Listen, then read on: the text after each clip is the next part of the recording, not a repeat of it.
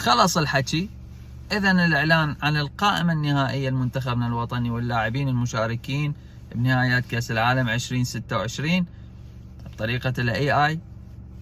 ما أعرف ليش بطريقة ال AI، كنا متوقعين إنه راح يتم الإعلان عن القائمة مثل القائمة الأولية، من المدرب طلع وحكى وأعلن عن القائمة. كنا مترقبين إنه المدرب يطلع ويحكي ويعلن عن القائمة النهائية، حتى على الأقل نشوف يعني ردود الفعل، رد فعله، هل هو راضي هل هو غير راضي، ما أعرف. وبعدين استبعاد 7 لاعبين ورا 20 دقيقة ينزل خبر انه سيتم الابقاء على الحارس الرابع سادي كميل للطوارئ.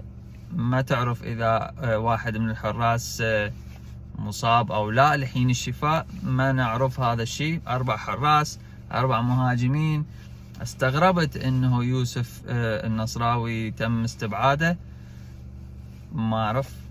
على العموم حاليا التركيز على تشجيع منتخبنا الوطني، وان شاء الله حاسس انه راح نقدم فشي بهاي البطولة وراح نتأهل يمكن كأحسن ثالث ان شاء الله. ما ادري دا يعني دا اشعر بطريقة ايجابية، وان شاء الله يعني كنا نتأمل انه منتخبنا يصعد للدور الثاني. انتم شنو توقعاتكم؟